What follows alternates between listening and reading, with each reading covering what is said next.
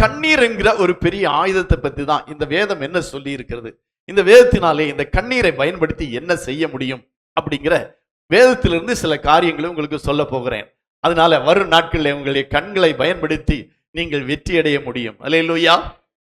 2 ராஜாக்கள் புஸ்தகம் 20ஆம் அதிகாரம் 1 முதல் 6 வசனங்களை வாசிக்கும் போது, 2 ராஜாக்கள் 20ஆம் அதிகாரம் 1 முதல் 6 வசனம் வாசிக்கும் போது அங்கே நாம் வாசிக்கிறோம், அங்கே எசேக்கியா ராஜா வியாதிப்பட்டு மரணத்திற்கு ஏதுவாயிருந்தான் என்று சொல்லி இருக்கிறது. அந்நாட்களில் எசேக்கியா வியாதிப்பட்டு மரணத்துக்கு ஏதுவாயிருந்தான். அப்பொழுது ஆமோத்சின் குமாரனாகிய ஏசாயா என்னும் தீர்க்கதரிசி அவனிடத்தில் வந்து அவனை நோக்கி, நீர் உமது வீட்டு காரியத்தை ஒழுங்குபடுத்தும், நீர் பிழைக்க மாட்டீர், மரித்து போவீர் என்று கர்த்தர் சொல்லுகிறார் என்றார். ஹல்லேலூயா, ஹல்லேலூயா. எசேக்கியா வியாதிப்பட்டான், வியாதிப்பட்டு மரணத்துக்கு ஏதுவாயிருந்தான். மரணம் வரப்போகுது. அப்ப ஆண்டவர் சொல்லிட்டாரு, ஏசாயா தீர்க்கதரிசிட்ட போய் சொன்னாரு, நீ போய் சொல்லு. யார்கிட்ட சொல்லு? எசேக்கியா கிட்ட சொல்லு. என்ன செய்ய, நீர் வீட்டு காரியத்தை எல்லாம் ரெடி பண்ணுங்க, ரெடி பண்ணி நீங்க பிழைக்க மாட்டீங்க, மரித்து போவீங்கன்னு சொல்லு அப்படி என்று சொல்லுகிறான். அல்லேலூயா, அல்லேலூயா. நமக்கு இப்படி ஒருத்தர் சொன்னா எப்படி இருக்கும்? அவ்வளவுதான், ஐயோ நம்ம வாழ்க்கையே தொலைஞ்ச மாதிரி இருக்கும். இங்கே ஏசாயா தீர்க்கதரிசி போய் சொல்லுகிறாரு, எசேக்கியாவிடத்திலே சொல்லுகிறாரு. அப்போ என்றான் என்று சொல்லப்பட்டிருக்கு. அடுத்த வசனத்தை வாசிங்களேன். அப்பொழுது எசேக்கியா தன் முகத்தை சுவர்ப்புறமாக திருப்பிக் கொண்டு கர்த்தரை நோக்கி, ஆ கர்த்தாவே, நான் உமக்கு முன்பாக உண்மையும் மன உத்தமமாய் நடந்து உமது பார்வைக்கு நலமானதை செய்தேன் என்பதை நினைத்தருளும் என்று விண்ணப்பம் பண்ணினான். எசேக்கியா மிகவும் அழுதான். அல்லேலூயா, அல்லேலூயா. ரொம்ப சிம்பிளான ஒரு காரியம். மரித்து போவே உங்களுடைய வீட்டு காரியங்கள்லாம் ரெடி பண்ணிக்கோங்க. யார்கிட்ட சொல்லணுமோ சொல்லுங்க, கடனை கொடுக்கணும்னா கொடுங்க, வாங்குறவங்க கடனை கொடுத்தவன்ட்ட வாங்கிருங்க, எல்லாம் ரெடி பண்ணிருங்க, மரித்து போவீங்க அப்படின்னு ஆண்டவரே சொல்லிதான் தீர்க்கதரிசி போய் சொல்றாரு. இதை கேட்ட உடனே அந்த எசேக்கியா என்ன செய்திருக்கிறான்? ஆண்டவரிடத்திலே ஒரு ஜெபத்தை பண்ணுகிறான். என்ன? கர்த்தாவே, நான் உமக்கு முன்பாக உண்மையும் மனவுத்துவமாய் நடந்து உமது பார்வைக்கு நலமானதை செய்தேன் என்று நினைத்தருளும். அல்லேலூயா, அல்லேலூயா. இப்ப நான் சொன்ன பாத்தீங்களா? இப்போ ஆண்டவர் மரித்து போவான்னு சொல்லிட்டாரு. இப்ப எசேக்கியா ஆண்டவரிடத்துல ஜெபம் பண்றான். என்ன ஜெபம் பண்றாங்கிறது கொஞ்சம் கவனிங்க. நான் உமக்கு முன்பாக உண்மையும் மனவுத்துவமாய் நடந்து உமது பார்வைக்கு நலமானதை செய்தேன் என்று நினைத்தருளும். அல்லேலூயா. அப்படின்னா எசேக்கியா கர்த்தருடைய வார்த்தையின்படி செய்திருக்கிறான், வார்த்தையின்படி நடந்திருக்கிறான், அவருக்கு முன்பாக உண்மையுள்ளவனாய் இருந்திருக்கிறான் என்று சொல்லிவிட்டு எசேக்கியா மிகவும் அழுதான். அல்லேலூயா. இப்ப அடுத்த வசனத்தை கொஞ்சம் வாசிக்கும் போது ஆச்சரியமா இருக்கிறது. ஏசாயா பாதி முற்றத்தை விட்டு அப்புறம் போகிறதுக்கு முன்னே கர்த்தருடைய வார்த்தை அவனுக்கு உண்டாகி, ஒரு அல்லேலூயா சொல்லுமா. எசேக்கியா கிட்ட போய் ஏசாயா சொல்லிட்டாரு, நீ வீட்டுக்காரியம் எல்லாம் ஒழுங்குபடுத்துங்க, மரித்து போவீங்க அப்படின்னு சொல்லிட்டாரு. சொன்ன உடனே எசேக்கியா ஜெபம் பண்ணி அழுதாரு. இப்ப ஏசாயா போயிட்டு இருக்கிறாரு. எங்க போயிட்டாரு? வீட்டை விட்டு இறங்கி பாதி முற்றத்துக்கு தான் போயிருக்கிறாரு. எவ்வளவு தூரம் தான் போயிருக்கிறாரு? வீட்டை விட்டு இறங்கி பாதி முற்றத்துக்கு தான் போயிருக்கிறாரு.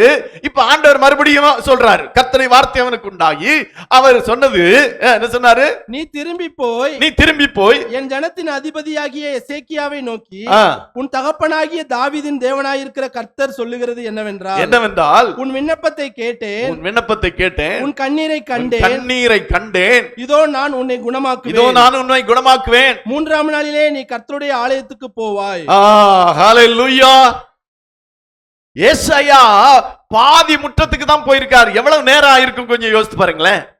ஒரு வீட்டுல இருந்து புறப்பட்டு பாதி முற்றத்துக்கு தான் போயிருக்கிறார். சொல்லிட்டு போயிட்டாரு. பாதி முற்றத்துக்கு போன உடனே ஆண்டவர் ஏசாயிட்ட மறுபடியும் சொல்றாரு. என்ன சொல்றாரு? நீ அவனிடத்துல சென்று என்ன சொல்லணும்? உன்னுடைய விண்ணப்பத்தை கேட்டேன், உன் கண்ணீரை கண்டேன், உன்னை குணமாக்குவேன் அப்படின்னு சொல்லி என்ன சொல்றாரு? ஒரு அல்லேலூயா சொல்லுமா. அல்லேலூயா, அல்லேலூயா. கீழே அடுத்து என்ன சொல்றாரு? 3ஆம் நாளிலே நீ கர்த்தருடைய ஆலயத்துக்கு போவாய், உன் நாட்களோட 15 வருஷங்களை கூட்டுவேன். அல்லேலூயா சொல்லுமா. எவ்வளவு நேரம் ஜெபிச்சிருக்கு பாருங்க, கொஞ்சம் யோசித்து பாருங்க. எவ்வளவு நேரம்? ஒரு வாரம் ஃபாஸ்டிங் போட்டு ஜெபம் பண்ணல, ஒரு நாள் ஜெபம் பண்ணல. ஏசாயா தீர்க்கதரிசி வந்து நீர் மரித்து போவீர், எல்லாத்தையும் ஒழுங்குபடுத்தணும்னு சொல்லிட்டு பாதி முற்றத்துக்கு தான் போயிருக்கிறாரு. அந்த எசேக்கியா விண்ணப்பம் பண்ணி அழுதான். அதை கேட்ட உடனே ஏசாவே திரும்பி போய், நான் உன்னை குணமாக்குவேன், உன்னுடைய வருஷத்தோடு கூட என்ன கூட்டுவேன், 15 வருஷத்தை கூட்டுவேன் சொல்லுங்கிறாரு. ஒரு அல்லேலூயா சொல்லுமா. இது எதனால் நடந்தது? ஒரு மனிதன் அழுது விண்ணப்பம் பண்ணினான். அல்லேலூயா, அல்லேலூயா. வேற எதுவும் செய்யல, வேற எதுவுமே செய்யல. ஆண்டவரை நோக்கி எசேக்கியா மிகவும் அழுதான் என்று சொல்லப்பட்டிருக்கிறது. அதுக்கு உடனே பதில் கிடைச்சது. ஒரு அல்லேலூயா சொல்லுமா. நீங்க எவ்வளவு நாள் ஜெபம் பண்ணாலும் அழுது ஜெபம் பண்ணீங்கன்னா அந்த அழுகை கண்டு ஆண்டவர் போகவே மாட்டார். அது எவ்வளவு சடனா பதில்னு பாருங்களேன். பாதி முற்றத்துக்கு போனவன திரும்பி போய் சொல்லுங்கிறாரு. ஏசாயாவே என்ன நினைச்சிருப்பாரு, ஐய இப்பதான் சொல்லிட்டு வந்து செத்து போவேன்னு நான் மறுபடியும் போய் அவன்கிட்ட எப்படி சொல்றது அப்படிதானே யோசிச்சிருப்பார். இப்பதான் சொல்லி வெளியே போனவன மாத்திட்டார் ஆண்டவர். சொல்லுமா. உன்னுடைய வருடங்களோடு 15 வருடங்களை கூட்டுவேன், உன்னை இந்த நகரத்தையும் அசீரியன் ராஜாவுக்கு கைக்கு தப்புவித்து என் நிமித்தம் என் தாசனாய் தாது நிமித்தம் இந்த நகரத்துக்கு ஆதரவாக இருப்பேன் என்று சொன்னார். சொல்லுமா. அவனுக்கு மாத்திரமல்ல, அவன் அரசாட்சி செய்கிற அந்த ராஜ்யத்திற்கும் ஒரு மேன்மையை கர்த்தர் கட்டளையிட்டார். என்ன நடந்தது என்றால், அந்த எசேக்கியா அழுதான், கண்ணீர் விட்டான். ஆண்டவர் சொல்றார், உன் கண்ணீரை கண்டேன். அல்லேலூயா. ஒரு மனிதன் அழும்போது அந்த அழுகை வேறு யாரும் பார்க்காவிட்டாலும் கர்த்தர் காண்கிறார். அல்லேலூயா. the power of tear, அதான் இன்னைக்கு என்னுடைய சப்ஜெக்ட். power of tear. என்னுடைய அழுகையின் வல்லமை. அழுகைக்கு ஒரு வல்லமை இருக்கிறது. அந்த வல்லமை என்னவென்றால், வேறு யாரு பார்த்து உன்னை ஏளனம் பண்ணாலும் பார்க்காம இருந்தாலும் உன் கண்ணீரை காண்கிற ஒரு தேவன் இருக்கிறார். அல்லேலூயா. அந்த கண்ணீருக்கு எவ்வளவு சீக்கிரத்தில் பதில் கொடுக்கிறார் பாருங்களேன். ஆச்சரியமா இருக்கிறது. அல்லேலூயா. ஆமா, கண்ணீரை கண்டா. எசேக்கியா ஒன்னும் கேட்கல. எசேக்கியா ஒண்ணு எனக்கு 15 வருஷத்தை நீட்டி கொடுங்க, 10 வருஷத்தை நீட்டி கொடுங்க ஒண்ணு சொல்லல. ஆனா ஆண்டவருடைய பார்வையில அழுத போது ஆண்டவர் அவனோடு கூட அவனுக்கு 15 வருடத்தை நீட்டி கொடுத்து அவனுடைய தேசத்துக்கு சேமையை கொடுத்தா இருந்தால் கண்ணீரின் வல்லமை எவ்வளவு இருக்கிறது என்று பாருங்கள். அல்லேலூயா. அதனால மனிதருக்கு முன்பாக அழுவதை விட்டு தேவனுக்கு முன்பாக கண்ணீரை சேர்த்துங்கள். ஒரு காலம் ஒரு தேவ பிள்ளை மனுஷனுக்கு முன்னா அழக்கூடாது, தேவனுக்கு முன்னாய் அழணும். என்றால் அந்த கண்ணீரை கர்த்தர் காண்கிறார். அல்லேலூயா. எசேக்கியா ராஜா தான். ஆனா ஒரு ராஜா அழுதான்னா எப்படி இருந்திருக்கும் கொஞ்சம் யோசித்து. சாதாரண அழுவானா ஒரு ராஜா இல்ல. ஆனா ஆண்டவருக்கு முன்பதாக அவன் ஜெபித்து அழுத போது கர்த்தர் அவன் தம்முடைய திட்டத்தை மாற்றி விட்டார். அல்லேலூயா. இரண்டாவது நம்ம பார்க்கிற ஒரு நபர் நமக்கு நன்றாய் தெரியும். 1 சாமுவேல் புத்தகம் 1ஆம் அதிகாரம் 10ஆம் வசனத்திலே வாசிக்கிற வேளையிலே அங்கே அன்னாளை குறித்து பார்க்கிறோம். எல்லாம் இங்கதான் பார்க்கணும், யாரும் பைபிளை பார்க்க கூடாதுன்னு சொல்லியிருக்காங்க. அல்லேலூயா. வேணும்னா ஒரு பென்சில் பேனா வச்சுக்கோங்க, ஒரு இந்த வசனத்தை மட்டும் எழுதிக்கோங்க, அவ்வளவுதான் செய்யணும். நீங்க நல்லா கவனிக்கணும். எந்த பிரசங்கியார் வந்து பிரசங்கம் பண்ணாலும் அவரைத்தான் பார்க்கணும், அவர் சொல்றது தான் கேட்கணும். பைபிள் படிக்கிறதெல்லாம் வீட்டுல படிக்கணும். இங்க ஒருத்தர் 2 பேர் படிக்கிறாங்க, சரி இருக்கட்டும். இப்பொழுது பாருங்க, அன்னாளை பார்க்கிறோம். அன்னாளுக்கோ குழந்தை இல்லை. அல்லேலூயா. பெரினாளுக்கோ குழந்தை இருந்தது. அல்லேலூயா. ஒரு சிச்சுவேஷன்ல அவளுக்கு குழந்தை இல்லாத போது, அன்னாளுக்கு குழந்தை இல்லாத போது அவன் யாரை கல்யாணம் பண்ணி கொண்டான்? அன்னாளை திருமணம் செய்து கொண்டான். இப்பொழுது அவனுக்கு 2 மனைவிகள் இருக்கிறார்கள். இப்பொழுது பெனினாளுக்கோ குழந்தைகள் இருக்கிறார்கள், அன்னாளுக்கோ குழந்தை இல்லை. அல்லேலூயா. அந்த அன்னாள் ஹல்லேலூயா என்ன செய்தாள்? வாசிக்கலாம். 1ஆம் அதிகாரத்தில் 1ஆம் வசனத்தை வாசிக்கலாமே. 10ஆம் வசனத்தையா? அவள் போய் மனங்கசந்து மிகவும் அழுது கர்த்தரை நோக்கி விண்ணப்பம் பண்ணினாள். அல்லேலூயா சொல்லுமா. நீங்க அதான சொன்னேன், நம்ம மனுஷருக்கு முன்பாக அழுகிறதுக்கு எந்த பிரயோஜனம் இல்லை. இதே இதுல 2ஆம் வசனம் 3ஆம் வசனம் நினைக்கிறேன், இல்ல அங்கே சொல்லப்பட்டிருக்கிறது, அன்னாள் அழுது கொண்டே இருப்பாள் என்று ஒரு வார்த்தை சொல்லி, அதே 1 சாமுவேலிலே வாசிக்கிறோமே. அவள் கர்த்தருடைய ஆலயத்திற்கு போகும் சமயத்தில் அவன் வருஷந்தோறும் அந்த பிரகாரமாய் செய்வான். இவள் அவனை மனமடிவாக்குவாள். அப்பொழுது அவள் சாப்பிடாமல் அழுது கொண்டிருப்பாள். இந்த அன்னாளை மனமடிவாக்குவாள் யாரு? பெனினாள். வருஷம் நடக்கிறது தான், அடிக்கடி நடக்கிறது தான். அவள் அழுது கொண்டிருப்பாள். அந்த அழுகைக்கு எந்த பலனும் கிடைக்கல. வீட்டிலே அழுது கொண்டிருக்கிற எந்த அழுகைக்கும் பலனே கிடைக்கல. ஆனா ஒரு நாள் ஆலயத்துக்கு போனாள், ஆண்டவருடைய சமூகத்துக்கு போனாள், அங்கே போய் அழுதாள். உடனே பதில் கிடைச்சது. அல்லேலூயா. வீட்டுல உட்கார்ந்து ஒப்பாரி வைக்கிறதுல அர்த்தம் இல்ல. ஆண்டவருடைய சமூகத்துல வந்து அழணும். அன்னாள் வீட்டிலே அழுது கொண்டிருந்தாள். பல வருடங்களாக அழுது கொண்டிருந்தாள். ஒரு நாள் 2 நாள் அல்ல, பல வருடங்களாக அன்னாள் அழுது கொண்டே இருப்பாள். அவள் இவளை மனமடிவாக்குவாள், இவள் அழுது கொண்டே இருப்பாள். ஒன்னும் நடக்கல. ஆனா ஒரு நாள் அவள் முடிவு பண்ணாள், இனி நான் இந்த வீட்டில இருந்து அழப்போறதில்லை, நான் தேவனுடைய சமூகத்தில் அழப்போகிறேன் என்று தேவனுடைய சமூகத்தில் போய் அவள் அழுதாள். அல்லேலூயா. அழுததுக்கு என்ன பதில் பலம் கிடைச்சது? ஆண்டவர் ஒரு அருமையான ஆண் குழந்தையை கொடுத்தார்.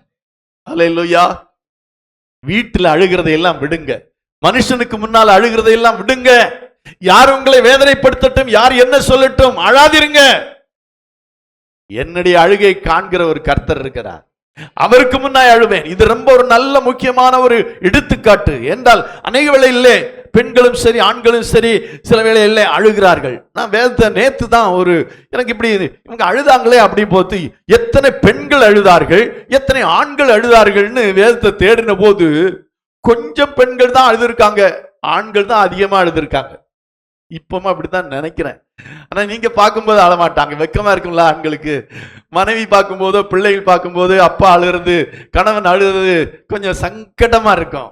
அதனால நீங்க பார்த்திருக்க முடியாது. ஆனா வேதத்தில் பார்க்கும்போது அழுதாள் என்று போட்டேன், ஒரே ஒரு இதுதான் வந்தது. அழுதான் என்று போட்ட உடனே நிறைய வசனம் வருது. அல்லேலூயா. ஆண்கள் நிறைய அழுதிருக்கிறாங்க. ஏன்னா அழுகையின் வல்லமை அவர்களுக்கு தெரியும். ஆண்கள் அழுதுட்டா ஆண்டவர் உடனே, அதான் பாருங்க, ஆண்கள் அழுதுட்டா பாதி முற்றத்துக்கு போறதுக்குள்ள என்ன கிடைச்சிருச்சு? பதில் கிடைச்சிருச்சு. அதனால ஆண்களே ஆண்டவருடைய சமூகத்தில் அழுங்கள். அல்லேலூயா. மனைவிமார்கள் முன்பாக அழாதிருங்கள், ஆண்டவருக்கு முன்பாக அழுங்கள். ஆண்டவர் உடனடியாக பதில் கொடுப்பார். இங்கே அன்னாலும் வீட்டிலே அநேக வருடங்களாக அழுது கொண்டிருந்தாள், ஒரு பலனும் கிடைக்கல. ஆனால் ஒரு நாள் தேவனுடைய சமூகத்தில் போய், ஆலயத்திலே போய் அங்கே அவள் அழுதாள். என்ன கிடைத்தது? 11ஆம் வசனம் என்ன சொல்லி இருக்குது? சேனைகளின் கர்த்தாவே, தேவரீர் உம்முடைய அடியாளின் சிறுமையை கண்ணோக்கி பார்த்து உம்முடைய அடியாளை மறவாமல் நினைத்தருளி உமது அடியாளுக்கு ஒரு ஆண் பிள்ளையை கொடுத்தால் அவன் உயிரோடு இருக்க மட்டும் சகல நாளும் நான் அவனை கர்த்தருக்கு ஒப்பு கொடுப்பேன், அவன் தலையின் மேல் சவரகன் கத்தி படுவதில்லை என்று ஒரு பொருத்தனை பண்ணினாள். அவள் கர்த்தருடைய சந்நிதியில் வெகுநேரம் விண்ணப்பம் பண்ணுகிற போது ஏலி அவள் வாயை கவனித்துக் கொண்டிருந்தான். அன்னாள் தன் இருதயத்திலே பேசினாள். அவளுடைய உதடுகள் மாத்திரம் அசைந்தது. அவள் சத்தமோ கேட்கப்படவில்லை. ஆகையால் அவள் வெறித்திருக்கிறாள் என்று ஏலி நினைத்து அவளை நோக்கி, நீ எதுவரைக்கும் வெறித்திருப்பாய்? உன் குடியை உன்னை விட்டு விலக்கு. பாருங்க, ஏலி கூட புரிந்து கொள்ள முடியாத அளவிற்கு அவளுடைய கண்ணிலிருந்து கண்ணீர் வடிகிறது. ஆனால் வார்த்தைகள் வெளிப்படவில்லை. கண்களிலே கண்ணீர், வாய் அசைகிறது, உதடு அசைகிறது.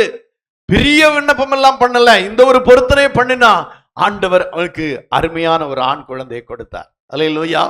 அல்லேலூயா. இன்னொரு சம்பவத்தை வாசிக்கிறோம். ஆதியாகமத்தின் புஸ்தகம் 21ஆம் அதிகாரம் 15-16 வசனங்களை வாசிக்கலாம். அங்கே ஆகார் என்கிற ஒரு ஸ்திரியை பார்க்கிறோம். அவள் யாரை எடுத்துக்கொண்டு? இஸ்மவேலை எடுத்துக்கொண்டு வனாந்தரத்திலே போய் கொண்டிருக்கிறாள். கொடுத்து விட்ட அப்பமும் தீர்ந்தது, தண்ணீரும் தீர்ந்து விட்டது. இப்பொழுது அந்த பிள்ளை சாக போகிறது.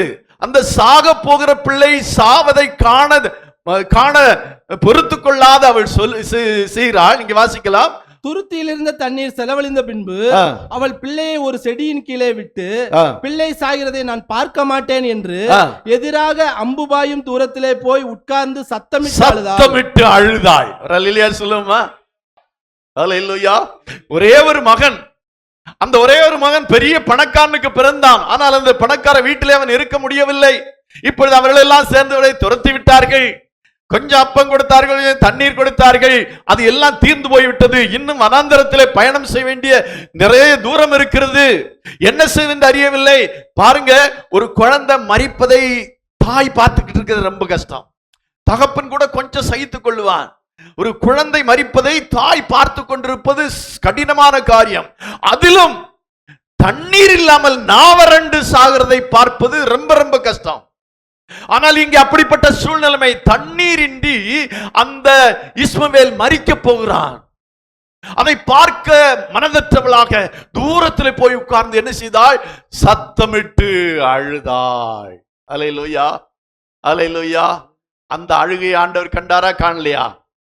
கண்டா. வாசிக்கலாமா? தேவன் பிள்ளையின் சத்தத்தை கேட்டார். தேவதூதன் வானத்திலிருந்து ஆகாரை கூப்பிட்டு, ஆகாரே, உனக்கு என்ன சம்பவித்தது?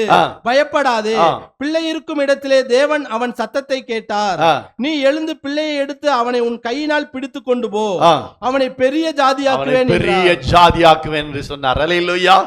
ஆகார் அழுதாள். அல்லேலூயா. ஆண்டவர் ஒரு அருமையான பதிலை கொடுத்தார். அங்கே ஒரு நிமிடத்தை கண்டு தண்ணீர் எடுத்து அதை அவளுக்கு கொடுத்து அவள் பயணம் சென்று இன்னைக்கு ஒரு பெரிய ஜாதியாக இருக்கிறான். அல்லேலூயா. காரணம் என்ன? ஆகார் அழுதாள். அல்லேலூயா. பிள்ளையின் சத்தத்தை ஆண்டவர் கேட்டார் என்று சொன்னாலும் அங்கே சொல்லப்பட்டிருக்கு ஆகார் அழுதாள். அப்போ அழுகையின் சத்தத்தை கேட்கிற ஒரு தேவன், அழுகையை பார்க்கிற ஒரு தேவன் அதற்கு பதில் கொடுக்காமல் இருக்க மாட்டார். அல்லேலூயா. கண்டிப்பாக நீ எழுந்து பிள்ளை எடுத்து அவனை உன் கையினால் பிடித்துக் கொண்டு போ, அவனை பெரிய ஜாதியாக்குவேன். மரித்து போக கிடந்தவனை ஒரு தாயினுடைய கண்ணீர் பெரிய ஜாதியாக மாற்றிட்டு. தாய்மார்கள் பிள்ளைகளுக்காக விடுகிற கண்ணீர் ஒரு நாளும் வீண் போகவே போகாது. பிள்ளைகளுக்காக கண்ணீர் விடுங்கள். ஆண்டவர் விதமாய் சொன்னார். ஒரு இடத்துல சொல்லும் போது, எனக்காகவும் நீங்கள் எனக்காக அழாமல் உங்களுக்காக உங்கள் பிள்ளைகளுக்காக அழுங்கள் என்று ஆண்டவர் ஒரு வார்த்தையை சொன்னார். அல்லேலூயா. ஆமா, உங்களுக்காக உங்களுடைய பிள்ளைகளுக்காக அழுங்கள் என்று ஆண்டவர் ஒரு வார்த்தையை சொல்லி இருக்க. எங்கே சொல்லப்பட்டிருக்கிறது? லூக்கா 23:28. எருசலேம் குமாரத்திகளே, நீங்கள் எனக்காக அழாமல் உங்களுக்காக உங்கள் பிள்ளைகளுக்காகவும் அழுங்கள். அல்லேலூயா. தாய்மார்கள் பிள்ளைகளுக்கு அழுகிற அழுகையை கர்த்தர் காண்கிறார். அதைத்தான் நம்ம ஆகாருடைய வாழ்க்கையில பார்த்தோம். ஆகார் அழுதாள். அந்த அழுகையை பார்த்த தேவன் அவனை ஒரு பெரிய ஜாதியாக்குவதும் அளவிற்கு அவனை ஆசீர்வதித்தார். உயிரை காப்பாற்றினது மாத்திரமல்ல, மரித்து போக கிடந்த இஸ்மவேலை கர்த்தர் காப்பாற்றினது மாத்திரமல்ல, அவனை ஒரு பெரிய ஜாதியாக்கினார். ஆகவே தாய்மார்கள் பிள்ளைகளுக்காக அழுங்கள். அந்த பிள்ளைகளை திட்டுறதை விட்டுருங்க. நிறைய பேர் திட்டி பையன்கிட்டையும் பிள்ளைகள்கிட்டையும் கெட்ட பேர் வாங்கிட்டாங்க. பிள்ளைகளுக்காக அழுகிற எத்தனை தாய்மார்கள் இருக்கிறீங்க? அல்லேலூயா. நான் என்னுடைய பிள்ளைகளுக்காக அழுகிறேன் ஆண்டவருடைய சமூகத்துல. அல்லேலூயா. பிள்ளைகிட்ட அழுவாங்க. ஒன்ன பெற்றதுக்கு ஒரு கல்ல பெற்றிருக்கலாமே அப்படின்னு அழுவாங்க. ஆனா அதெல்லாம் அழுகை இல்லை. அந்த அழுகைக்கு எந்த பலனும் கிடைக்க போறதில்லை. அது மட்டுமல்ல, பிள்ளைகள் நம்மை வெறுக்க ஆரம்பித்து விடுவார்கள். இல்லை, ஆண்டவருடைய சமூகத்திலே பிள்ளைகளுக்காக அழுங்கள். ஆண்டவர் அந்த அழுகையை காண்பார். அல்லேலூயா. ஹல்லேலூயா. இன்னொரு மனிதன் அழுதை நாம் பார்க்கிறோம். ஹல்லேலூயா. நெகேமியா புஸ்தகம் 1ஆம் அதிகாரம் 4ஆம் வசனம். எருசலேமின் அலங்கங்கள் இடிந்து கிடக்கிறது என்று கேள்விப்பட்ட நெகேமியா அங்கே சொல்லப்பட்டிருக்கிறது. இந்த வார்த்தைகளை கேட்டபோது 4ஆம் வசனம் கேட்டபொழுது நான் உட்கார்ந்து அழுது சில நாளாய் துக்கித்து உபவாசித்து மன்றாடி பரலோகத்தின் தேவனை நோக்கி ஜெபித்தான். ஹல்லேலூயா. எருசலேம் அலங்கம் இடிந்து கிடக்கிறது என்பதை கேள்விப்பட்ட நெகேமியா என்ன செய்தானா? உட்கார்ந்து அழுதான். அல்லேலூயா. நாடு கிடக்கிற நிலைமை, நாட்டுக்காக அழுகிற, தேசத்துக்காக அழுகிற ஆண்கள் எழும்ப வேண்டும். உலகத்தின் அநேக பகுதிகளிலே எழுப்புதல் ஆரம்பித்தது. எழுப்புதல் உண்டானதுக்கு காரணம் என்ன தெரியுமா? அநேக ஆண்கள் அழுதார்கள், அழுது ஜெபித்தார்கள். ஆண்டவரே, எங்களுடைய நாடு இப்படி கிடக்கிறது, எங்களுடைய தேசம் இப்படி கிடக்கிறது, எங்களுடைய தேசம் இப்படி அழிவுக்கு நேராய் போய்கொண்டிருக்கிறது, எங்களுடைய தேசம் இப்படி தீமைக்கு நேராய் போய்கொண்டிருக்கிறது, ஆண்டவரே எங்களுடைய தேசத்தை காப்பாற்றும் என்று அழுத போது அந்த தேசத்திற்காக ஆண்டவர் பெரிய இரக்கம் பாராட்டினார். அந்த அழுகையை கண்டார். நீங்கள் எழுப்புதல் தாமதிப்பது ஏன் என்கிற ஒரு புத்தகத்தை நீங்கள் வாசித்தீர்களானால் அதிலே பல நாடுகளில் நடந்த எழுப்புதலை குறித்து சொல்லி இருக்கிறது. அங்கே ஜனங்கள் அழுத போது அந்த தேசத்துக்கு கர்த்தர் சேமத்தை கொடுத்தார். அல்லேலூயா.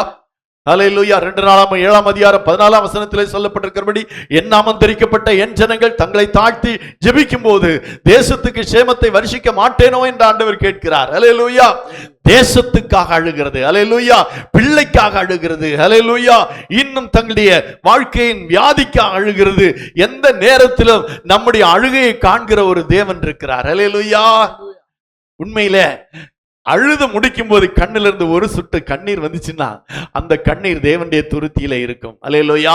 56ஆம் சங்கீதம் 8ஆம் வசனத்திலே சொல்லப்பட்டிருக்கிறது, என் கண்ணீர் உம்முடைய துருத்தியில் அல்லவோ இருக்கிறது. ஆமா, நம்ம விடுகிற ஒவ்வொரு கண்ணீரையும் ஆண்டவர் இப்படியாய் ஒரு பக்தன் சொல்லுகிறார், ஆண்டவர் தூதர்களை அனுப்புவாராம், எங்கெல்லாம் அழுது கொண்டிருக்கிறார்களோ அவருடைய அழுகையெல்லாம் பிடித்து கொண்டு வா என்று துருத்தியை கொடுத்து அனுப்புவாராம். அந்த துருத்தியிலே அந்த கண்ணீரை பிடித்துக் கொண்டு அவள் தேவனுடைய சமூகத்தில் வைப்பார்களாம். எந்த துருத்தியிலே அதிகமாய் கண்ணீர் இருக்கிறதோ அந்த கண்ணீருக்கு உடனடியா பதில் கொடுப்பாராம். அல்லேலூயா. உங்களுக்கு தெரியுமா, நிறைய அழுதா பிரஷர் குறையுமா? போய் கூகுள்ல தேடி பாருங்க. நேத்து நான் தான் தேடினேன். அழுகிறதுனால என்ன இருக்குன்னா, பிரஷர் இருக்கிறவங்க அழுதாங்கன்னா பிரஷர் குறைஞ்சிருமா. ஒரு பாரம் இறங்கிச்சுன்னு சொல்லுவோம்ல, பொதுவா அழுது முடிச்ச உடனே ஒரு பாரம் இறங்கிடுச்சுன்னு சொல்லுவோம்ல, பிரஷரே இறங்குமா. அல்லேலூயா, அல்லேலூயா. அழுங்கள், தேவனுடைய சமூகத்தில் அழுங்கள். ஹல்லேலூயா. நெகேமியா அலங்கம் இடிந்து கிடக்கிறது என்று கேள்விப்பட்ட போது அழுதான். அவனுடைய அழுகை கேட்ட கர்த்தர் அந்த எருசலேம் அலங்கத்தை கட்டி முடிக்க உதவி செய்தார். ஹல்லேலூயா, ஹல்லேலூயா, ஹல்லேலூயா. யோபு எவ்வளவு துன்பங்களை அனுபவித்தான். யோபு அழுதானா? வாசிக்கலாமே. யோபு 16ஆம் அதிகாரம் 20ஆம் வசனத்திலே வாசிக்கிறோம். யோபு 16:20 வாசிக்கிறோம். என் சிநேகிதர் என்னை பரியாசம் பண்ணுகிறார்கள். என் கண் தேவனை நோக்கி கண்ணீர் சொரிகிறது. என் கண் தேவனை நோக்கி கண்ணீர் சொரிகிறது. அல்லேலூயா, அல்லேலூயா. அவ்வளவு துன்பங்களை அனுபவித்த அந்த யோபு ஆண்டவருடைய சமூகத்திலே கண்ணீர் சொரிந்தான். அல்லேலூயா. அந்த கண்ணீரை கர்த்தர் கண்டார். அல்லேலூயா, அல்லேலூயா. யோபுவை இரட்டிப்பாக ஆசீர்வதித்தார். ஹல்லேலூயா. எந்த கண்ணீருக்கும் பதில் கிடைக்காம போகாது. விசேஷமாய் ஆண்டவருடைய பிள்ளைகள் ஆண்டவருடைய சமூகத்தில் விடுகிற கண்ணீருக்கு கண்டிப்பாய் பலன் உண்டு. ஹல்லேலூயா. யாக்கோபு தேவதூதனோடு போராடினான் என்று பார்க்கிறோம். போராடினானா இல்லையா? ஆதியாகமம் புத்தகம் 32ஆம் அதிகாரம் 28ஆம் வசனத்திலே நாம் வாசிக்கும் போது அங்கே ஒரு தூதனோடு போராடினான். போராடி அந்த தூதன் யாக்கோபை மேற்கொள்ள முடியவில்லையா? ஹல்லேலூயா. அந்த அளவுக்கு ஒரு போராட்டம் நடந்து கொண்டிருந்தது. யாக்கோபு சொன்னார், நீர் என்னை ஆசீர்வதிக்காமல் உம்மை விடமாட்டேன் என்று சொன்னான். ஹல்லேலூயா. அப்ப அங்க யாக்கோபு அழுதான் அப்படின்னு அங்க சொல்லல. சொல்லியிருக்கா? சொல்லல. ஆனா ஓசியா தீர்க்கதரிசியின் புஸ்தகம் 12ஆம் அதிகாரம் 4ஆம் வசனத்தை வாசிக்கும் போது ஓசியா 12:4 வாசிக்கிறோம். அந்த யாக்கோபை குறித்து அங்கே சொல்லப்பட்டிருக்கிறது, அவன் தூதனானவரோட போராடி மேற்கொண்டான், அழுது அவரை நோக்கி கெஞ்சினான். ஹல்லேலூயா. தூதனோடு போராடினது யாரு? யாக்கோபு. இப்ப அங்க வந்து போராடினான் என்று மட்டும்தான் சொல்லி இருக்கிறது. இங்க ஓசியா தீர்க்கதரிசி சொல்லுகிறார், அவன் தூதனானவரோடு போராடி மேற்கொண்டான், அழுது அவரை நோக்கி கெஞ்சினான். அல்லேலூயா, அல்லேலூயா. ஆமா, யாக்கோபு அழுது கெஞ்சினான். ஆண்டவரே, நீர் என்னை ஆசீர்வதியாமல் உம்மை விடமாட்டேன் என்று கெஞ்சினான். ஆண்டவர் அவனை ஆசீர்வதித்தார். ஹல்லேலூயா, ஹல்லேலூயா. அருமையான தேவனுடைய பிள்ளைகளே, நம்முடைய வாழ்க்கையில தேவனுடைய சமூகத்தில் விழுகிற கண்ணீர் வீண் போகவே போகாது. அதற்கு கண்டிப்பாக பதில் உண்டு. அது ஆண்களாயிலும் பெண்களாயினும் யாரானாலும் உலக மனிதர்களுக்கு முன்பாக கண்களை வெடிக்காமல் தைரியமாயிருங்கள். இன்னைக்கு நமக்கு ரொம்ப தேவையா இருக்கு, தைரியமா இருக்கிறது. ஹல்லேலூயா. ஆமா, தைரியமா இருக்கணும். ஆனா ஆண்டவருடைய சமூகத்துல விழுந்து கிடக்கணும். ஆண்டவருடைய சமூகத்துல கண்ணீர் விடணும். அந்த கண்ணீருக்கு கண்டிப்பாய் பதில் கிடைக்கும். ஹல்லேலூயா, ஹல்லேலூயா. நமக்கு தெரியும், இஸ்ரவேல் ஜனங்கள் கானான் யாத்திரை ஆண்டவர் எகிப்திலிருந்து ஜனங்களை விடுவித்துக் கொண்டு வந்தார். ஹல்லேலூயா. பல அற்புதங்களை செய்து அவர் கானானிலிருந்து ஜனங்களை விடுவித்துக் கொண்டு வந்தார். ஹல்லேலூயா. அப்பொழுது வானத்திலிருந்து அவர்களுக்கு மன்னாவை பொழிந்தார். ஹல்லேலூயா.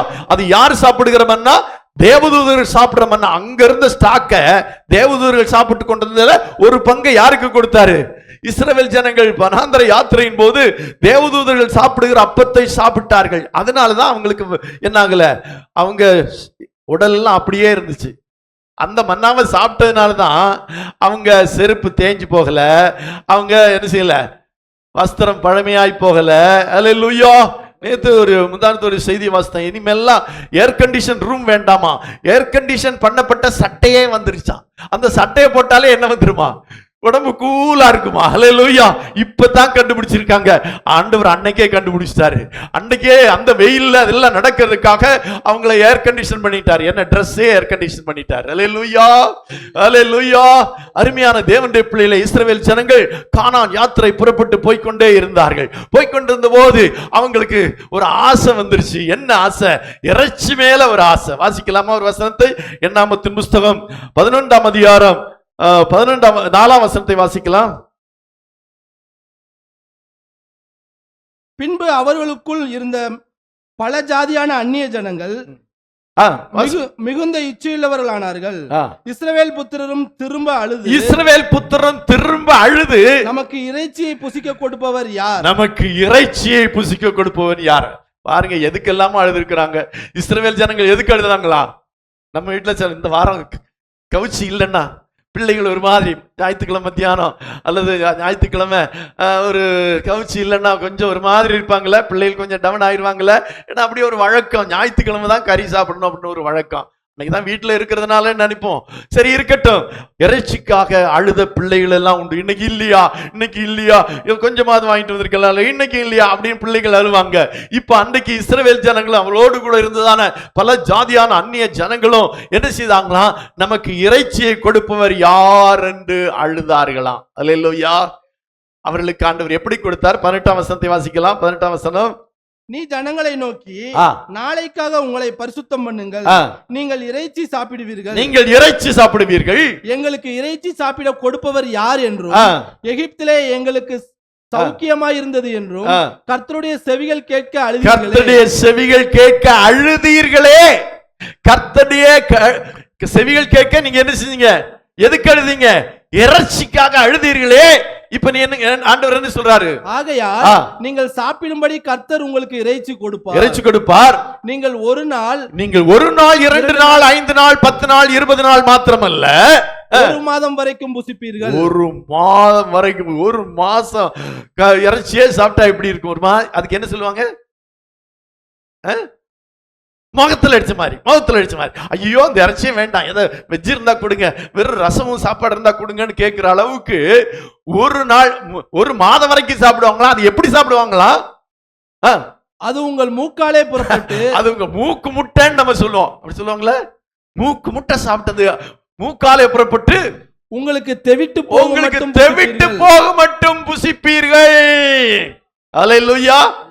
அழுகையின் பலன் என்ன கிடைச்சது? ஆமா, பிள்ளைகள்லாம் இன்னைக்கு சிக்கன் மட்டன் இல்லைன்னா இங்க என்ன செய்யுங்க? ஒரு அழுக போடுங்க, என்ன வந்துடும்? ஆமா, சிக்கன் மட்டன் வந்துடும். அல்லேலூயா. ஏன்னா இஸ்ரவேல் ஜனங்களும் புறஜாதியான ஜனங்களும் அன்னைக்கு அழுதாங்களாம். ஆண்டவர் அவருடைய அழுகை பார்த்து என்ன கொடுத்தாரா? இறைச்சி கொடுத்தார் என்று சொல்லி இருக்கிறது. அல்லேலூயா, அல்லேலூயா. ஆண்டவர் அழுகிறவர்களை உற்று கவனிக்கிறார். எதுக்காக எழுத பாருங்க, இறைச்சியே கொடுக்கிறதுக்கு. ஆண்டவர் இறைச்சிக்காக எழுத போது இறைச்சியே கொடுத்தார் என்று சொல்லப்பட்டிருக்கிறது. அல்லேலூயா, அல்லேலூயா. இன்னும் எண்ணாகமத்தின் புஸ்தகம் 14ஆம் அதிகாரத்திலே நாம் வாசிக்கிறோம். 14ஆம் அதிகாரம் 1ஆம் வசனத்திலே யோசுவா என்ன செய்தார்? 12 கோத்திரங்களிலிருந்து 12 பேரை தெரிந்து கொண்டு நீங்கள் போய் கானான் தேசத்தை வேவு பார்த்து வாருங்கள் என்று சொன்னார். அல்லேலூயா. அந்த தேசம் எப்படிப்பட்டது? ஆண்டவர் சொன்னபடி இளப்பமான தேசமோ நல்ல தேசமோ, அதிலே பாலும் தேனும் ஓடுகிறதோ என்னவென்று பார்த்து வாருங்கள் என்று சொல்லி 12 பேரை அனுப்பினார். 12 கோத்திரங்கள் இருந்து 12 பேரை அனுப்பினார். அந்த 12 கோத்திரங்களும் அவங்க போய் வந்தாங்க. போய் வந்த போது முதலாவது யோசுவாவும் காலேபும் சொன்னாங்க, அந்த தேசம் நல்ல தேசம் தான், அவங்க சொன்ன மாதிரி எல்லாம் பாலும் தேனும் ஓடுகிற தேசம் தான். இதை பாருங்க, நாங்க ஒரு திராட்சை கொலையை வெட்டிட்டு வந்திருக்கிறோம். எவ்வளவு பெரிய திராட்சை கொலை பாருங்க, 2 பேர் ஒரு திராட்சை கொலையை சுமந்துட்டு வந்திருக்கிறோம். அப்ப அந்த தேசம் உண்மையிலேயே பாலும் தேனும் ஓடுகிற தேசம் தான். அங்க கொஞ்சம் பேரெல்லாம் இருக்கிறாங்க, கொஞ்சம் ராட்சசர்லாம் இருக்கிறாங்க, ஆனா நாம போய் சுதந்திரித்துக் கொள்ளலாம் அப்படின்னு 2 பேர் சொல்றாங்க. அல்லேலூயா. ஆனா 10 பேர் என்ன சொல்றாங்க? ஐயோ, அந்த தேசம் எப்படிப்பட்ட தேசம்? ராட்சசர்களை கொண்ட தேசம், அவங்களோட நம்ம சண்டை போட முடியாது, அவங்களை நம்ம எதிர்த்து போராட முடியாது, அதை சுதந்திரிக்க முடியாது என்று 10 பேர் சொல்றாங்க. அல்லேலூயா. அப்ப 10 பேர் சொல்றதை நம்புவாங்களா? 2 பேர் சொல்றதை நம்புவாங்களா? 10 பேர் சொல்றதை நம்புவாங்க. 10 பேர் சொன்னதை நம்பி அவங்க என்ன செஞ்சாங்க? 14ஆம் அதிகாரம் 1ஆம் வசனத்திலே, அப்பொழுது சபையார் எல்லாரும் கூக்குரலிட்டு புலம்பினார்கள். புலம்பினார்கள். ஜனங்கள் அன்று ரா முழுதும் அழுது கொண்டிருந்தார்கள். அல்லேலூயா சொல்லுமா. அல்லேலூயா. கானான் எகிப்து தேசத்தில் அநேக அற்புதங்களை அடையாளங்களை செய்து இஸ்ரவேல் ஜனங்களை விடுவித்து இப்பொழுது கானானுக்கு நேராக அழைத்து கொண்டு வந்து கானானுக்கு பக்கத்திலையும் வந்துட்டாங்க. உங்களுக்கு ஒரு விஷயம் தெரியுமா? கானானை சீக்கிரமா அடைஞ்சிட்டாங்க. கானான் பக்கத்துல சீக்கிரம் வந்துட்டாங்க. இப்போ கொஞ்ச நாள்லே வந்துட்டாங்க. ரொம்ப நாளெல்லாம் நடக்கல. நம்ம 40 வருஷம் நடந்தாங்கன்னு சொல்றோம்ல, அதெல்லாம் அப்போ நடக்கவே இல்லை. எல்லாரும் கானான் தேசத்து பக்கத்துல வந்துட்டாங்க. இப்ப போய் பார்த்துட்டு வந்துட்டாங்க. அவ்வளவு தூரம் தான் இருக்குது. அனுப்பின அந்த 12 பேரும் போய் பார்த்துட்டு வந்துட்டாங்க. அப்படின்னா கானான் பக்கத்துல வந்துட்டாங்க. கானானுக்கு இப்போ பிரவேசிக்கலாம். ஆனா இந்த ஜனங்கள் இப்ப என்ன செய்யறாங்க? அழுது புலம்பினார்கள். அல்லேலூயா. ஐயோ, நாங்கள் இந்த தேசத்துல பிரவேசிக்க முடியாதோ, ஐயோ எங்களை அழைத்து வந்து இப்படி பாதி வழியில விட்டுட்டீங்களே, எங்க எகிப்தே பரவாயில்ல, இங்க கொண்டு வந்து இங்க இந்த ராட்சசர் கையில எங்களை கொடுக்கிறதுக்காக கொண்டு வந்து என்றெல்லாம் ஜனங்கள் புலம்ப ஆரம்பித்த போது ஆண்டவர் சொன்னாரு, அப்படியா சொல்றீங்க? இனிமே நீங்க 40 வருஷம் சுத்தி வந்துதான் எங்க போவீங்க? அதுக்கு பிறகுதான் 40 வருஷம் சொல்றாரு. அதுவரை 40 வருஷம் எல்லாம் இல்ல, சில நாட்கள்லே கானானுக்கு வந்து விட்டாங்க. கானான் எல்லைக்கு வந்து விட்டாங்க. ஆண்டவர் சொல்றாரு, இப்படியா என்னை அவிசுவாசமா என்னை நினைப்பீங்க? நான் சொன்ன நடக்கான்னு நினைப்பீங்களோ? ஆகவே நீங்கள் ஒரு நாள் 40 வருடங்கள் நீங்கள் சுத்தி வந்துதான் கானானை பிரவேசிக்க முடியும் என்று சொல்லுகிறார். அல்லேலூயா, அல்லேலூயா. 40 வருடங்கள் சுற்றி வந்து அவர்கள் கானானை பிரவேசித்தார்கள். அல்லேலூயா. ஆனால் அவர்கள் பிரவேசித்தார்கள். அதற்கு காரணம் என்னவென்று சொன்னால் அவர்கள் அழுதார்கள். அல்லேலூயா. இப்ப அழுததில்லை, முதல்ல அழுதார்கள். அல்லேலூயா.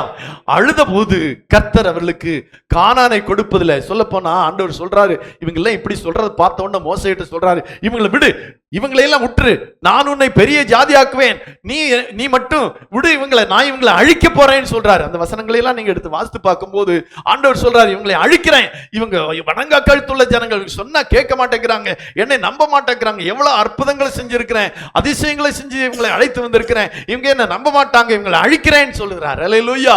ஆனால் மோசே அவர்களுக்காய் கெஞ்சி பிரார்த்தித்தான். அப்பொழுது கர்த்தர் அவர்களை அழிக்காமல் விட்டு அவர்களை அந்த கானான் தேசத்திலே பிரவேசிக்க பண்ணினார். அல்லேலூயா, அல்லேலூயா. இறைச்சிக்காக எழுதும்போது ஆண்டவர் இறைச்சியை கொடுத்தார். கானானுக்காக அழுதபோது அவளுக்கு கானானை கொடுத்தார். அல்லேலூயா. எவ்வளவு நல்ல தேவன் தெரியுமா? அல்லேலூயா. புதிய ஏற்பாட்டில் வாசிக்கும் போது நமக்கு அப்படிதான் சொல்லப்பட்டிருக்கிறது. அல்லேலூயா, அல்லேலூயா.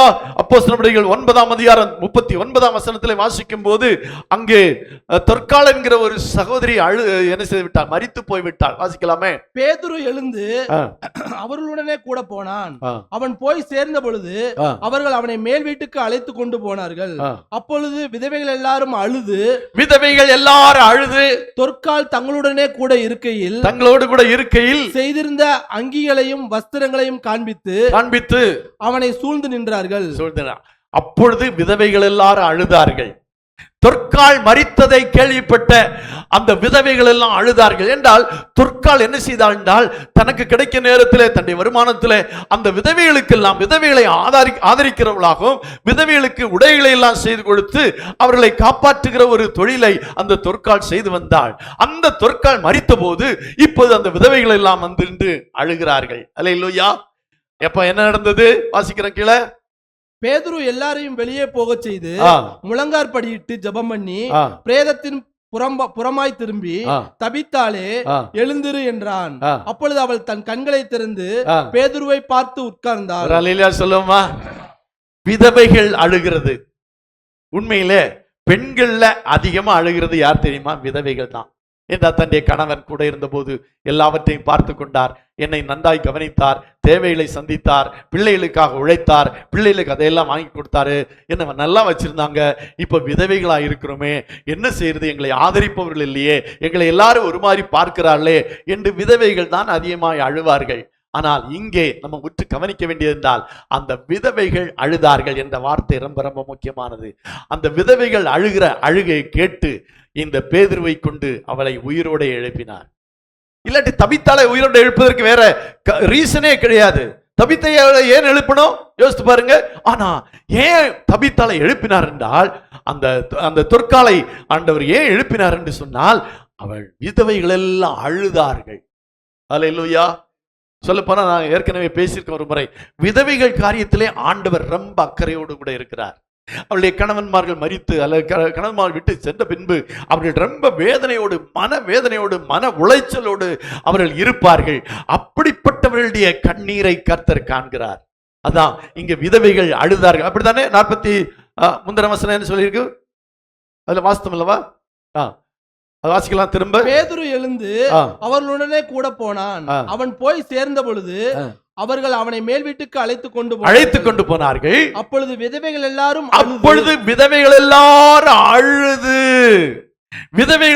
அழுது தொற்கால் தங்களுக்கு செய்து கொடுத்ததான அங்கிகளை வஸ்திரங்களை எல்லாம் காண்பித்து அவரை சூழ்ந்து நின்றார்கள். விதவைகள் அழுதார்கள். அருமையான தேவனுடைய பிள்ளைகள, இந்த சபையிலும் இந்த வார்த்தையை கேட்கிறதான எல்லா தேவ பிள்ளைகளாக இருக்கிற விதவைகளுக்கு நான் சொல்லுகிறேன், உங்களுடைய கண்ணீரை கர்த்தர் விசேஷமாய் காண்கிறார். அல்லேலூயா.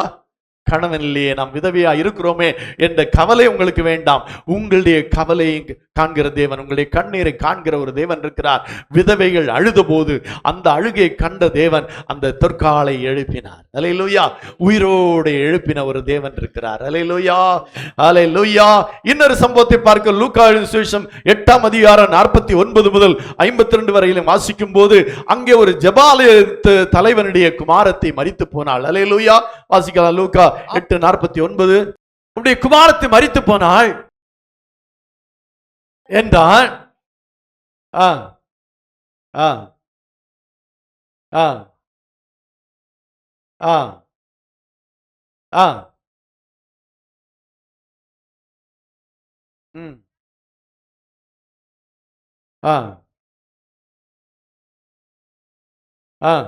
அழாதீங்கள், அவன் அழாதீங்கள், அழாதீங்கள். ஆண்டவர் தான் சொல்றார், அழாதே. உங்களுடைய அழுகையை காண்கிற ஒரு கர்த்தர் இருக்கிறார். அழாதேங்கள், அவள் மரித்து போல் நித்திரையா இருக்கிறார் என்று சொன்னால் அவளை எழுப்பி உயிரோடே கொடுத்தார். அல்லேலூயா சொல்லுமா. அழுகையை காண்கிற ஒரு தேவன். எங்கெல்லாம் ஜனங்கள் அழுதார்களோ அங்கெல்லாம் கர்த்தர் அவர்களுக்கு இரக்கம் பாராட்டி இருக்கிறார். கர்த்தர் அவருடைய அழுகையை கண்டிருக்கிறார். கர்த்தர் அவருடைய வேண்டுதலை கேட்டிருக்கிறார். வேண்டுதலின்படியாய் செய்திருக்கிறார். ஆகவே அழுகை என்பது ஒரு பெரிய பவர்ஃபுல் வெப்பன். அது எங்கே? ஆண்டவருடைய சமூகத்திலே, மனுஷனுடைய சமூகத்திலே இல்ல.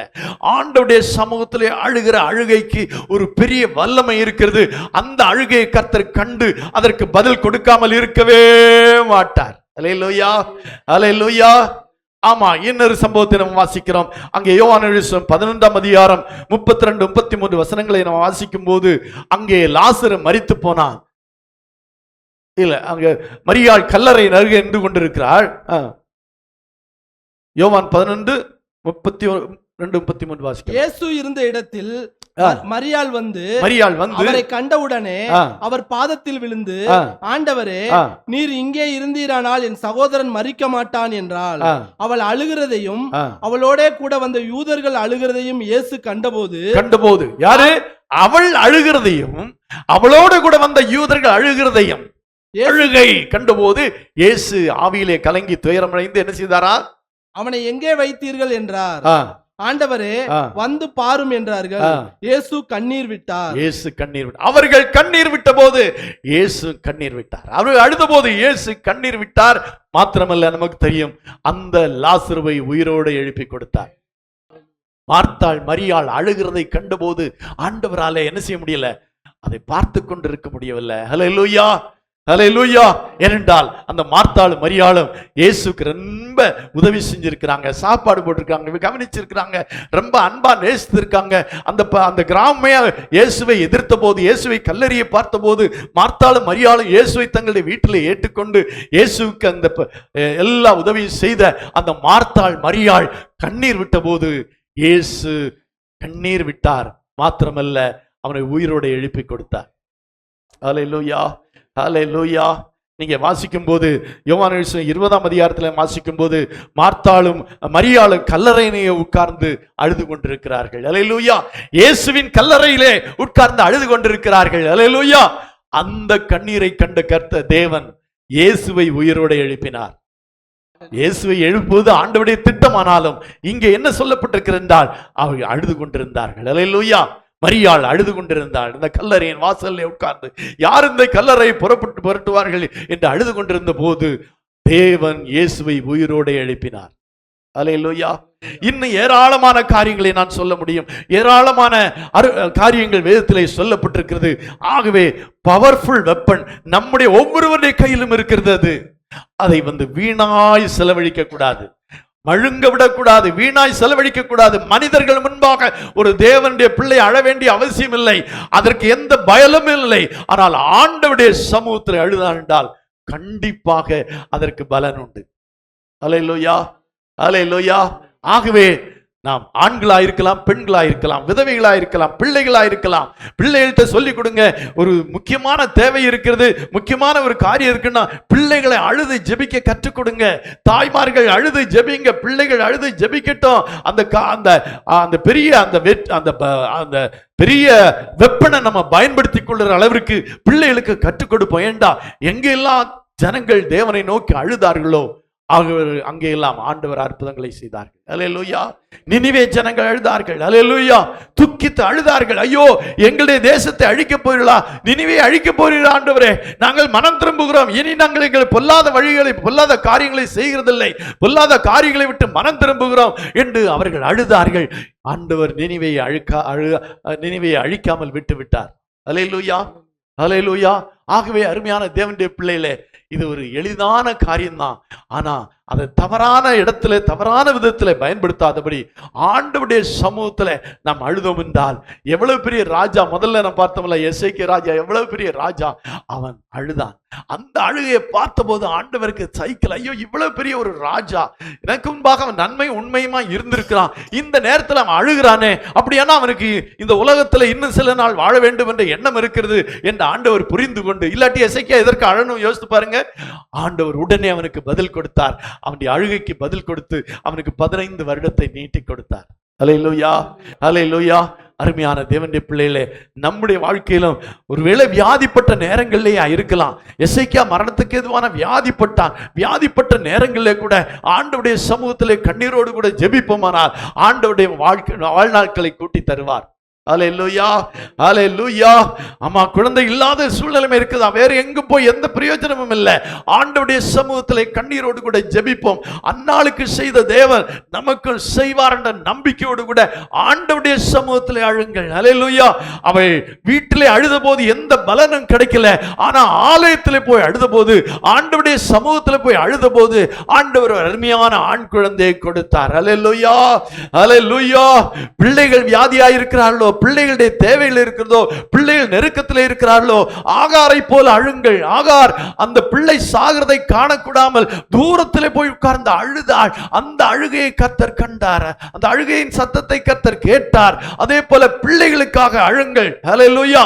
தேவனுடைய சமூகத்தில் பிள்ளைகளுக்கு அழுங்கள். ஆண்டவரே, என்னுடைய பிள்ளைகள் இந்த நிலைமையில இருக்கிறதே, என்னுடைய பிள்ளைகளை நீர் விடுவீங்க, எங்கள் பிள்ளைகளை நீங்கள் ஆசீர்வதிங்க, அவனுக்கு ஞானத்தை கொடுங்க, தேர்விலே வெற்றியை கொடுங்க.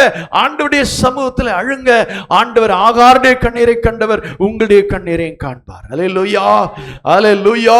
தாவீது அழுதான். 39ஆம் சங்கீதம் 12ஆம் வசனத்திலே தாவீதை குறித்து அங்கே சொல்லி இருக்கிறது. 39:12, கர்த்தாவே, என் ஜெபத்தை கேட்டு என் கூப்பிடுதலுக்கு செவிகொடும், என் கண்ணீருக்கு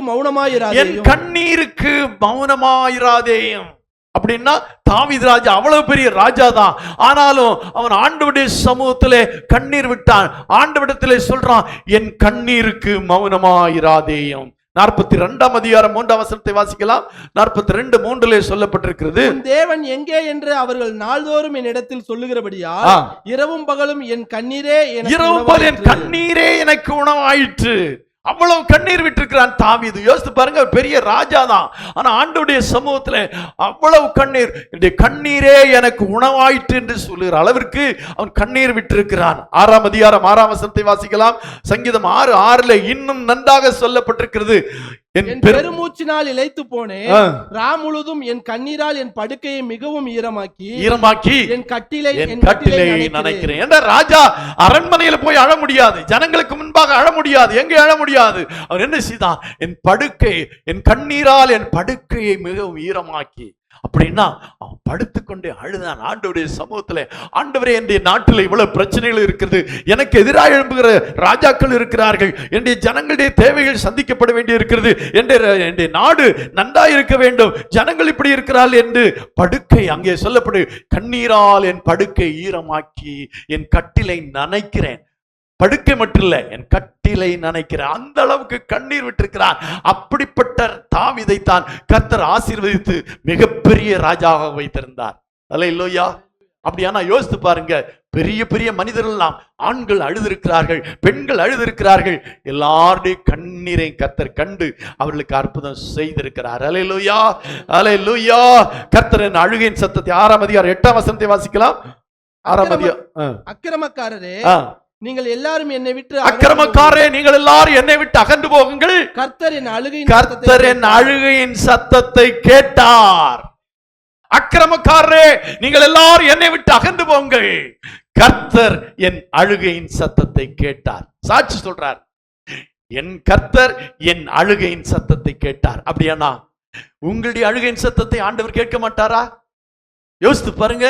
ஆண்டவருடைய சமூகத்தை அழுவதற்கென்று கொஞ்சம் நேரத்தை வைத்துக் கொள்ளுங்கள். ஒரு நேரத்துல, அது மிக முக்கியமாய் படுக்கை நேரத்தில் தான் நல்லா இருக்கும். மற்ற நேரத்துல நம்ம அழுகை முடியாது, நம்முடைய நிறைய வேலைகள் இருக்கு. ஆண்டவருடைய சமூகத்துல படுக்கையில அமர்ந்து கொண்டு ஆண்டவருடைய சமூகத்தை நோக்கி, ஆண்டவரே என்று சொல்லி அந்த காரியங்களை சொல்லி ஆண்டவருடைய சமூகத்துல கண்ணீர் விடுங்க. ஆண்டவர் அந்த கண்ணீரை கடந்து போகவே மாட்டார். அந்த காரியத்தை செய்துதான் அவர் தீர்வார். அதற்கு ஒரே ஒரு வெப்பன், ஒரே ஒரு பெரிய ஆயுதம், கண்ணீர் என்கிற ஆயுதம் எல்லாருக்கும் கொடுக்கப்பட்டிருக்கிறது. அதை வீணாய் என்ன செய்யக்கூடாது, செலவு செய்ய வேண்டாம். வேறு எதுக்காகவும் அழுது உங்களுடைய கண்ணீரை வேஸ்ட் பண்ணாதீங்க. அதெல்லாம் வேஸ்ட். வேறு எதற்காக அழுதாலும் அதெல்லாம் வேஸ்ட். ஆனா ஆண்டவருடைய சமூகத்துல கண்ணீர் விட்டு அழுத ஒவ்வொரு காரியங்களையும் கர்த்தர் அவர்களுக்கு நிறைவேற்றி கொடுத்திருக்கிறார். கர்த்தர் அவர்களை ஆசீர்வதித்திருக்கிறார். ஆகவே இன்றைக்கு நாமும் ஒரு காரியத்தை புரிந்து கொள்ளுவோம்.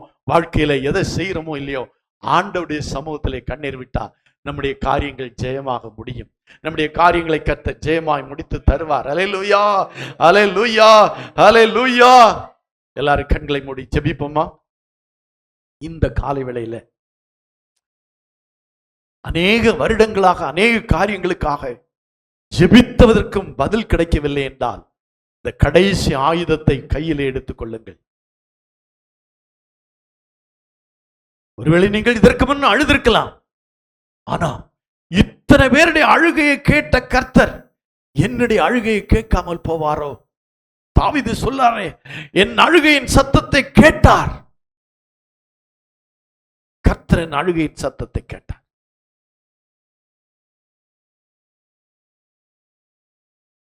ஆண்டவருடைய சமூகத்தில் அழுகிற அழுகையின் சத்தத்தை கர்த்தர் கேட்கட்டும். அவருக்கு முன்பாக விடுகிற கண்ணீர் வீண் போகாது. அந்த அனுபவத்தை பெற்றுக் கொள்ளுவோம். ஒரு நல்ல ஜெபத்தின் முடிவு என்னவாயிருக்கும் என்றால் கண்ணீர்.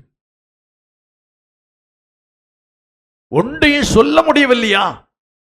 என்ன சொல்றதுன்னு தெரியலையா? என்ன சொல்லி ஜெபிக்கிறதுன்னு தெரியலையா? அந்நாளை போல அழுங்கள். வார்த்தை வெளிவர வேண்டாம், கண்ணிலிருந்து கண்ணீர் வரட்டும். அந்நாள் என்ன சொன்னானே தெரியல, அவளுடைய வாயிலிருந்து வார்த்தை வரல, உதடுகள் மட்டும் அசையுது, ஆனா கண்ணீர் வருது. அந்த கண்ணீரை கர்த்தர் கண்டார்.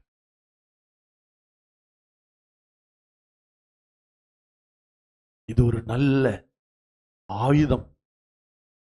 இன்றைக்கும் நான் மறுபடியும் சொல்றேன், ஒருவேளை இதுவரை நீங்க அழுதிருக்கலாம், சில காரியங்களுக்காக மனிதருக்கு முன்பாக அழுதிருக்கலாம், ஜெபத்துல கூட அழுதிருக்கலாம். இன்றைக்கு ஒரு உறுதியான தீர்மானம். இத்தனை பேர், இன்னும் ஏராளமான பேர் இருக்காங்க. இன்றைக்கு கேட்ட இத்தனை பேருடைய அழுகையை கண்டு அற்புதம் செய்த தேவன் என்னுடைய வாழ்க்கையில அற்புதம் செய்ய மாட்டாரா? நானும் ஆண்டவருடைய சமூகத்துல கண்ணீர் விட போகிறேன், ஆண்டவருடைய சமூகத்தில் அழப்போகிறேன். இந்த கடைசி ஆயுதத்தை பயன்படுத்த போகிறேன். இதுவரை என்னுடைய வார்த்தையை பயன்படுத்தினேன், பலன் கிடைக்கல. சொல்லி சொல்லி ஜெபித்திருக்கிறேன், வாக்குத்தத்தங்களை சொல்லி சொல்லி ஜெபித்திருக்கிறேன், ஆண்டவரே நமக்கு கண் இல்லையா? ஆண்டவரே என்னுடைய பிரச்சனை நமக்கு தெரியலையா? ஆண்டவரே என்னுடைய பாடுகளுக்கு என்ன முடிவு உண்டாகலையே? ஆண்டவரே இதை எனக்கு செய்யலையே, ஏன் ஆண்டவரே, ஏன் ஆண்டவரே என்று ஆண்டவரை நோக்கி கேட்டிருக்கலாம். வார்த்தைகளினாலே ஆண்டவரிடத்தில் பேசி இருக்கலாம். இனி கண்ணீரால பேசுவோம்.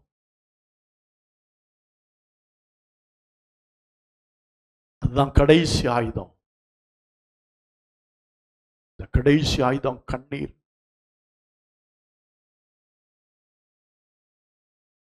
அதை பயன்படுத்தணும்னா நம்முடைய வாழ்க்கையில வெற்றி நிச்சயம். நம்முடைய காரியங்கள் ஜெயமாய் முடியும். நம்ம கேட்ட காரியங்களை கர்த்தர் தருவார்.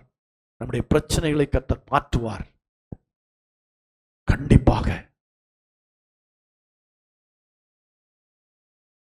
எதை குறித்து நம்ம கலங்கிக் கொண்டிருக்கிறோமோ, எதை குறித்து நம்ம சிந்தித்துக் கொண்டே இருக்கிறோமோ, எதிலே தோல்வி அடைந்திருக்கிறோமோ அதில் வெற்றி அடைவோம். அதற்கு கடைசி ஆயுதமாகிய கண்ணீர். இன்றிலிருந்து ஒரு தீர்மானம் பண்ணுங்க. நடுநிசி வேளையிலே, இரவு வேளையிலே எல்லாரும் படுத்த பின்பு ஆண்டவருடைய சமூகத்திலே உட்கார்ந்து கண்ணீர் சிந்துவோம். கொஞ்ச நேரம். ரொம்ப எல்லாம் அழ வேண்டிய அவசியம் இல்லை.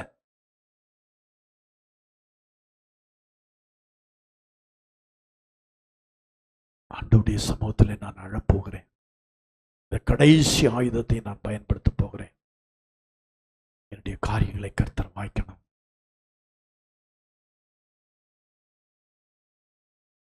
தேவைகளை கர்த்தர் சந்திக்கணும். என்னுடைய பிரச்சனைக்கு ஒரு முடிவு உண்டாகணும். நான் எதிர்பார்க்கிற முடிவை என் ஆண்டவர் எனக்கு தரணும். அப்படிங்கிறதுக்காக கண்ணீர் விட ஆயத்தமாவோம். வியாதிப்பட்டிருக்கீங்களா? இந்த வியாதியோடு என்னுடைய வாழ்க்கை முடிந்து போகும், என்னுடைய நாட்கள் குறிக்கப்பட்டிருக்கிறதுன்னு கூட டாக்டர் சொல்லி இருக்கிறாங்க. நீ இவ்வளவு நாள் தான் உயிர் வாழ முடியும். ஆமா, எசேக்கியா சொன்ன மாதிரி காரியத்தில் ஒழுங்குபடுத்து. அப்படி டாக்டர்கள் சொல்லி இருந்தா கூட எசேக்கியா மிகவும் அழுதான். அவனுடைய வாழ்நாளோடு 15 வருடங்களை கூட்டிக் கொடுத்தார். எப்பேற்பட்ட வியாதியா இருந்தாலும், எந்த சூழ்நிலைமையா இருந்தாலும், ஆண்டவருடைய சமூகத்தில் எசேக்கியா மிகவும் அழுதான் என்று சொல்லப்பட்டிருக்கிறபடி அழுங்கள். அவளுடைய வியாதிகளை நீக்கி கர்த்தர் உங்களுக்கு சேமத்தை தருவார். உங்களுடைய வியாதியிலிருந்து விடுதலை தருவார். அதான் எசேக்கியாவுக்கு கர்த்தர் செய்தார். ஏன் உங்களுக்கு செய்ய மாட்டார்? கண்டிப்பாக.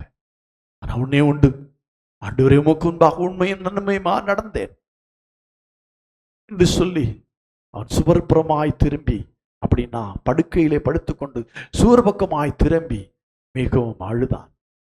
உடனடியாக ஏசாயா பாதி முற்றத்துக்கு போயிருந்தவனை திரும்பி வந்து, இல்லை, உன்னுடைய வாழ்நாளை நான் எடுத்துக்கொள்ளப் போவதில்லை, 15 வருடங்களை கூட்டி கொடுத்தேன், உன்னுடைய தேசத்திலும் சேமத்தை வர்ஷிக்க பண்ணுவேன். ஆமா, வியாதியிலிருந்து விடுதலை மாத்திரமல்ல, உன்னுடைய குடும்பத்திலே ஆசீர்வாதத்தை கர்த்தர் கட்டளையிடுவார். அதற்கு தேவை கண்ணீர். அதற்குத்தான் ஆண்டவர் கண்ணீர் தந்திருக்கிறார். ஆண்டவருடைய சமூகத்திலே கண்ணீர் சிந்துவதற்கு. யாக்கோபு அழுதான். ஓசியா சொல்லுகிறார், அழுதான். ஆசீர்வாதத்திற்காக ஆண்டவரை நோக்கி அழுங்க. வேறு யாரிடத்திலும் போய் பிரயோஜனம் இல்லை. இது உங்களுடைய வாழ்க்கையின் ஒரு முக்கியமான திருப்பு முனையாக இருக்கட்டும். உங்க கர்த்தர் என்னுடைய அழுகையின் சத்தத்தை கேட்டார், என் அழுகையை கண்டார். உன் கண்ணீரை கண்டேன், கண்ணீரை கண்டேன். ஆண்டவர் தான் நம்முடைய கண்ணீரை காணணும். ஆண்டவருடைய சமூகத்துல தான் கண்ணீர் சிந்தணும். வேற எங்கேயும் கண்ணீர் சிந்தக்கூடாது. தீர்மானம் பண்ணிக்கொள்ளுங்கள், இன்றிலிருந்து நான் ஆண்டவருடைய சமூகத்தில் கண்ணீர் சிந்த போகிறேன். எனக்காக, என் வியாதிக்காக, என்னுடைய பிள்ளைகளுக்காக, என்னுடைய பிள்ளைகளுடைய பிள்ளைகளுக்காக, இன்னும் தலைமுறைகளுக்காக, என்னுடைய தேசத்திற்காக, இன்னும் நடக்க வேண்டிய காரியங்களுக்காக, தடைபட்டிருக்கிற காரியங்களுக்காக, இந்த வாழ்க்கையில் இருக்க மிக முக்கியமான காரியத்தை கர்த்தர் செய்வதற்காக கண்ணீர் விட போகிறேன். இந்த கடைசி ஆயுதத்தை பயன்படுத்த போகிறேன் என்று தீர்மானம் பண்ணுங்க. உங்களுடைய வாழ்க்கையில நிச்சயமாக கர்த்தர் உங்களுடைய கண்ணீரை கண்டு உங்களுக்கு அற்புதம் செய்வார். எங்களை மிகவும் அன்பாய் நேசிக்கிற நல்ல பிதாவே, இந்த வேளைக்காக நாங்கள் உமக்கு நன்றி செலுத்துகிறோம். இந்த காலை வேளையிலே ஒரு முக்கியமான ஆயுதத்தை குறித்து எங்களுக்கு சொல்லிக் கொடுத்திருக்கிறீர். அந்த ஆயுதத்தை பயன்படுத்தி எங்களுடைய வாழ்க்கையிலே நாங்கள் வெற்றி அடையத்தக்கதாக, எங்களுடைய வாழ்க்கையிலே இருக்கிற தோல்விகளை எல்லாம் ஜெயமாக்கத்தக்கதாக, எங்களுடைய வாழ்க்கையில எல்லா காரியங்களும் ஆசீர்வாதமாய் முடியத்தக்கதாக கர்த்தர் உதவி செய்வீர் என்ற நம்பிக்கையோடு கூட நாங்கள் இந்த வசனத்தை ஏற்றுக்கொண்டிருக்கிறோம். கர்த்தர் எங்களுக்கு உதவி செய்வீராக. இங்கே இந்த ஆலயத்தில் இந்த வார்த்தையை கேட்டுக்கொண்டிருக்கிற இன்னும் கேட்க போகிற எந்தெந்த ஜனங்கள் உம்முடைய சமூகத்தில் கண்ணீர் வடிக்கிறார்களோ அவருடைய கண்ணீரை கண்டு அவளுக்கு அற்புதம் செய்வீராக. உம்முடைய ஊழியக்காரனாகி அடியேன் ஜெபிக்கிறேன் கர்த்தாவே. இன்றைக்கு ஒருவேளை இந்த காலை வேளையிலே இந்த ஆராதனையின் மத்தியிலே இந்த வார்த்தையை கேட்டுக்கொண்டிருக்கிற எத்தனை பிள்ளைகள் கண்ணீர் வடிக்கிறார்களோ அவளுடைய கண்ணீரை கண்டு அற்புதம் செய்வீராக. உன்னுடைய கண்ணீரை கண்டேன் என்று சொல்லி அவளுக்கு ஒரு அற்புதம் செய்வீராக. இவ்வளவு நாள் தடைபட்டு இருக்கிற காரியங்களும் ஜெயமாய் முடியும்படியாக அவருடைய காரியங்களை கர்த்தர் அற்புதம் செய்வீராக. அவருடைய வியாதிகளை நீக்குவீராக. அவருடைய தேவைகளை சந்திப்பீராக. அவருடைய எல்லா காரியங்களிலும் ஜெயத்தை கொடுப்பீராக. இன்றைக்கு இந்த ஆலயத்திலே கண்ணீர் விட்ட ஒரு ஜனங்கள் கூட தங்களுடைய வாழ்க்கையிலே தோல்வி அடையக்கூடாது. அவருடைய வாழ்க்கையிலே ஜெயமடைந்து கர்த்தருக்கு நன்றி செலுத்தத்தக்கதாக கர்த்தருடைய வாழ்க்கையிலே அற்புதம் செய்வீராக. நம்முடைய கரத்திலே பிள்ளைகள் ஒவ்வொருவரையும் ஒப்புக் கொடுக்கிறோம், ஆசீர்வதிக்கிறோம். உடைய நாமத்தை மையப்படுத்தும்.